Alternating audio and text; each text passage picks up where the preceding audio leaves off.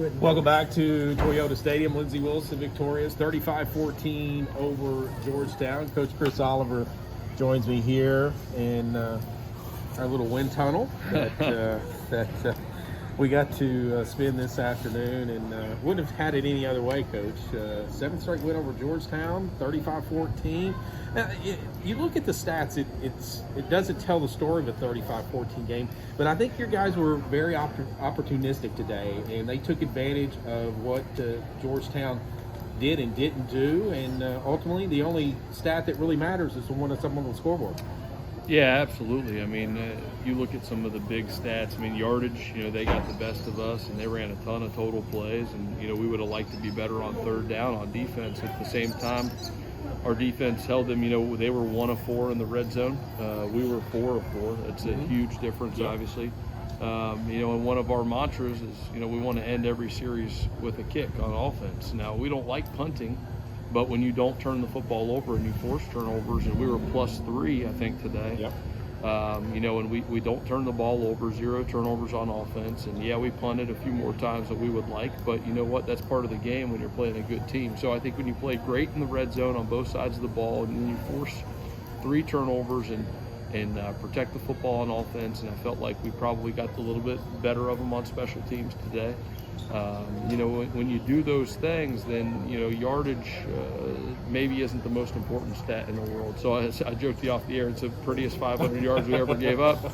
But it didn't feel like our defense played poorly, but we got to get off the field better on third down in some of those situations. So, I feel like there's going to be a lot of stuff we can learn from on the video. It's something Coach Kleckler said to me right as we were shaking hands after the game. Said, we're going to learn from this video, and it was good for us.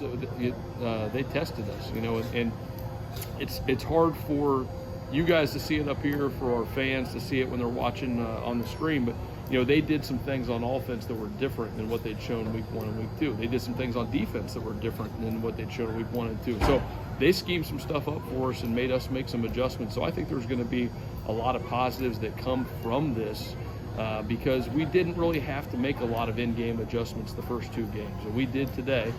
So I think that'll pay dividends for us and for our guys.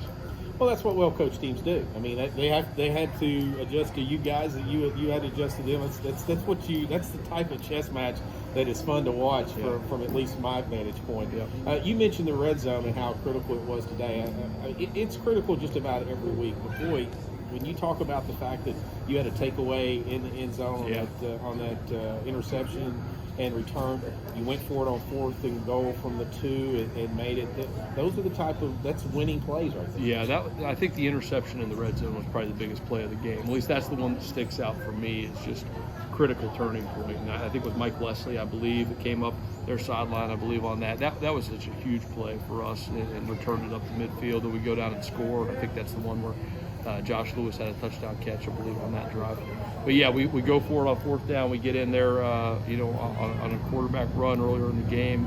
Darius Clark gets in on a run there in short yardage late in the game. So, great red zone offense, great red zone defense today. That was certainly a huge aspect in us going 1-0. You started the game with a drive score. They drove and scored, another drive and scored. And I'm thinking, okay, here we go. And then all of a sudden the defense is just kind of caught. I don't know if you want to say caught up, but they adjusted to the point where they dominated the second quarter. And then the error on the punt where you scooped and scored. Yeah. To me, while that interception was huge, that one right there was just equally as important. Yeah, you're absolutely right. And that put us up, that extra touchdown right there. And that was a big momentum play going into that spot. And just a game of swings. And anytime you got 2 really good football teams, you're going to swing. You're going to have those emotional things. I was really proud of our offense on drive 1. Because it was deflating to return the opening kickoff. Yes. And we did a great job, and we got a holding or a block in the back or whatever it was that they called there. That's a deflating thing there, because your sideline's going nuts, and now all of a sudden you're back and you're starting at the 17-yard line or whatever that was. So I thought that was a big drive right there just to start the game and to overcome that little bit of adversity and that, that going from that excitement to that deflating moment, now coming back and driving.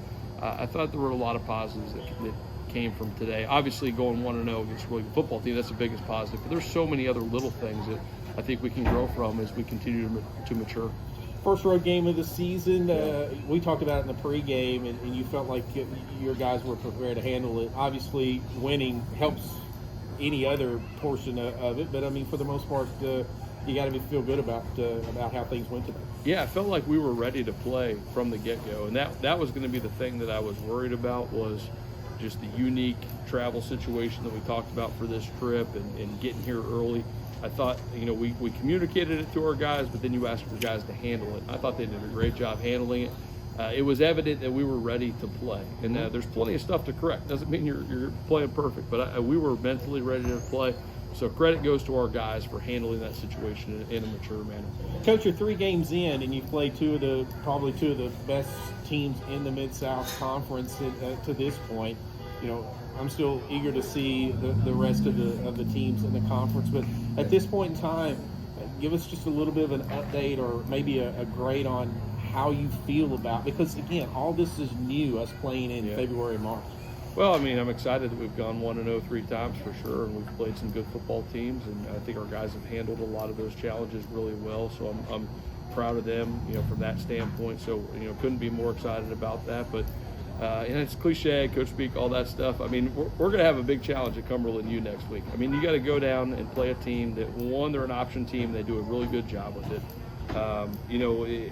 They're coming off a bye week, so they were off, today, tomorrow. So they've got a little time to heal up, and I think all of us got some dings and those types of things because we pushed this game with Georgetown back due to the ice storm a couple weeks ago. They had that natural bye, and we don't. And that's a scrappy team, and that's always a tough place to play. I was talking with Coach Cronin before the game, and just talking about their game last week. It's just a tough place to play down there when you go down to Cumberland U. So I'm excited about what we've done to this point, but it's time to turn the page. We'll enjoy this today, and we got to get ready for a tough contest next week. Coach, thanks so much. Thanks. Congratulations on the win. Thank you. That's LWC.